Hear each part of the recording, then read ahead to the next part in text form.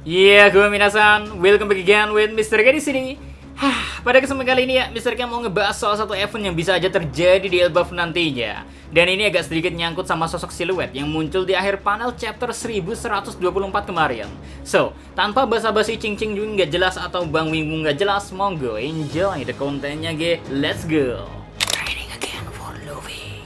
Oke, jadi event yang kemungkinan bisa Luffy dapatkan di Elbaf nanti adalah training, ya, TRAINING alias latihan, ya.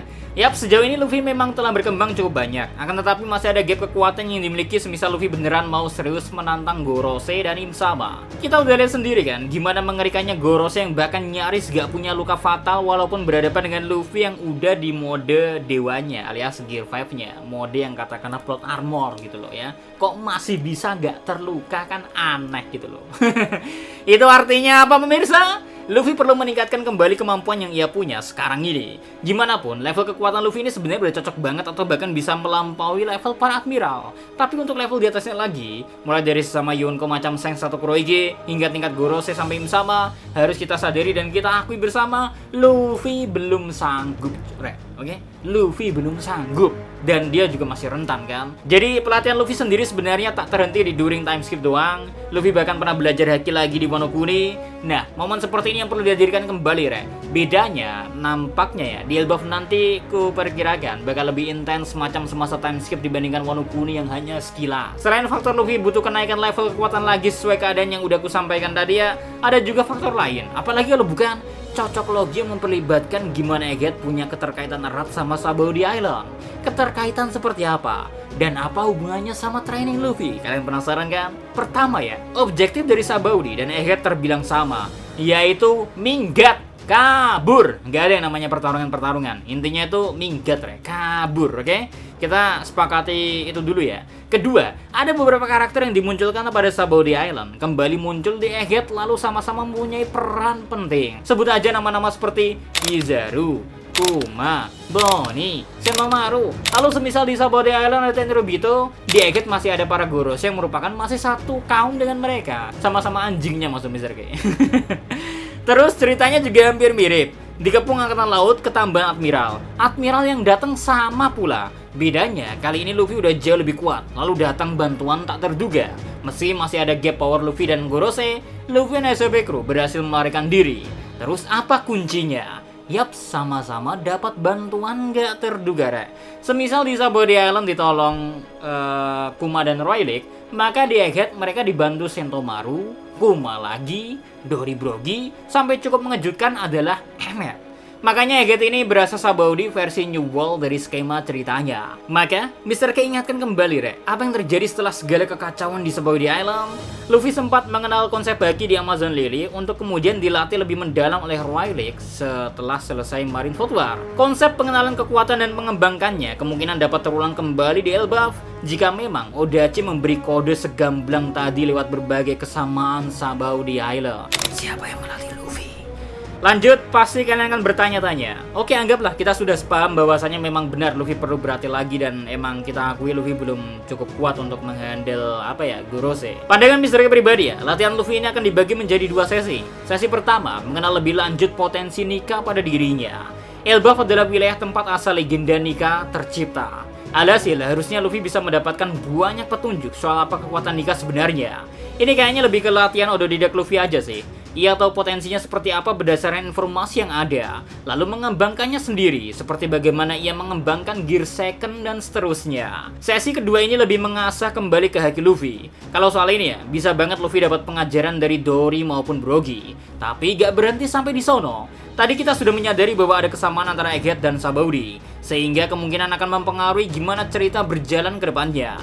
Kalau di Sabaody dan semasa time skip ya, sosok yang akhirnya membantu pelatihan Luffy adalah mantan kru Roger, yaitu Rayleigh. Jika demikian ya, di Elbaf ini ada kemungkinan yang melatih Luffy masih ada kaitannya sama Roger Pirate. Siapakah dia? Di sini menariknya, Mr. yakin betul kalau ini berhubungan sama siluet di akhir chapter 1124, karena ia mengucapkan kata, "Datanglah kemari." Menandakan dirinya memang sudah menanti dan menunggu Luffy, Gila sih, gila. Sosok di balik siluet Bridging kita ke sosok siluet udah sampai. Ia merupakan sosok yang berkemungkinan besar menunggu Luffy karena ingin membantunya. Lalu kita tadi udah coba bongkar clue lainnya, kalau ia bisa aja berkaitan sama bajak laut Roger. Dengan 2 clue tadi ya, apakah kita bisa mengungkap siapa sosok siluet itu?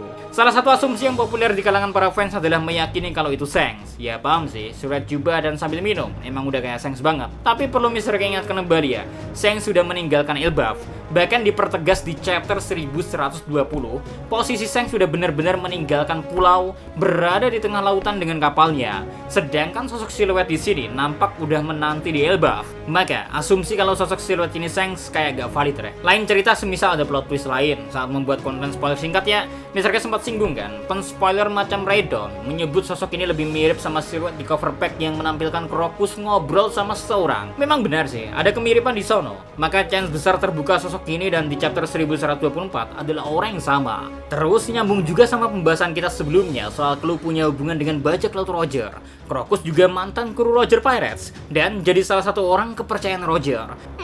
Jika di sebelum timeskip udah kebagian Rayleigh buat mengajar Luffy, maka di Elbaf ini ya udah waktu yang tepat bagi orang kepercayaan Roger lainnya yang juga setara sama Rayleigh. Siapa lagi kalau bukan Scooper Gaban? Yap, Mr. K cukup yakin bahwa orang siluet ini adalah Gaban dan dia menanti Luffy untuk segera ia bantu. Bisa dari banyak faktor ya, baik dalam menyimak kabar maupun dari obrolannya dengan para mantan kru Roger termasuk Crocus, ada benang merahnya di situ. Sehingga membuat Gaban akhirnya tak sabar bertemu Luffy dan Elbaf ini jadi waktu yang sangat tepat, sangat tepat lah ya. Ada beberapa penguat lain soal Luffy bakal dapat treatment power up lagi dari kru Roger dan sekarang bagiannya Gaban. Sadar atau enggak ya, step Luffy menjadi bajak laut semua terhubung dengan bajak laut Roger ya. Step awal Luffy mau jadi raja bajak laut itu karena Roger. Step kedua itu karena Shanks. Step ketiga sebelum time skip Luffy dilatih oleh Rayleigh. Kita udah sampai di step finalnya nih ya. Step ini kemungkinan bakal diisi oleh orang penting Roger Pirates lagi, yaitu Gaban. Udahlah, gak ada. Kan tangan kanan kan Rayleigh ya. Ya kita tinggal tangan kiri doang gitu loh, oke? Uniknya lagi, Gaban punya sesuatu yang terikat terhadap Pulau Elbaf, seolah memperkuat kalau Elbaf ini bisa jadi time screen miliknya, yaitu pada senjata yang digunakan Gaban. Misalnya sering bilang kan, Elbaf itu terinspirasi dari referensi kehidupan ras Nordik. Salah satu ciri khas para Nordik dalam bertarung adalah menggunakan kapak. Kalian tahu kan senjata yang digunakan Gaban? Yaps, betul. Kapak, 2 kapak di kedua tangannya. Apakah ini kode Gaban memang punya ikatan di Elbaf dan membuat dirinya bakal membantu meningkatkan kekuatan Luffy di arc Elbaf ini? Maka dari itu ya, kita udah sampai di kesimpulan. Egghead ibaratkan representasi kembali dari Sabaudi Island, yang mana menghasilkan Luffy menyadari bahwa dirinya perlu kekuatan lebih untuk bisa melangkah ke petualangan selanjutnya. Kita bisa melihat berbagai kesamaan dari 2 arc ini, mulai dari karakter yang terlibat sama Kuma, Bonnie, Kizaru Sentomaru, keterlibatan Admiral, dan keinginan untuk kabur. So, Luffy akan menyadari ia masih harus menjadi lebih kuat lagi. Sosok yang akan membantu Luffy menjadi lebih kuat di Elbaf ialah sosok yang berada dalam siluet di chapter 1124. Siapa sosok ini? Yap, sosok yang punya kemiripan pernah bertemu Crocus. Lalu yang melatih Luffy setelah insiden Sabaudi sampai Marineford adalah mantan kru Roger yakni Rayleigh. Maka, yang melatih Luffy selanjutnya juga masih mantan kru Roger. Semua clue ini mengarah ke satu nama, yakni Scooper Gaban. Elbaf dapat menjadi screen time untuk Gaban sebagai orang yang dapat membantu Luffy step up lagi soal power up yang ia miliki. Ini melanjutkan pola Luffy yang selalu dibantu mantan kru Roger, mulai dari Shanks hingga Rayleigh. Maka ini udah waktunya bagi Gaban yang ambil bagian. And then, mungkin ini aja yang bisa Mr. K sampaikan pada kesempatan kali ini, Gimana? Apa kalian setuju sama asumsi ini? Setuju gak setuju juga gak apa-apa sih. Namanya juga konten dan kita berevan ria dan kita sharing bersama-sama. So, see you next time. Adi Zakaria Melo, stay safe everyone. Salam Hanimedia.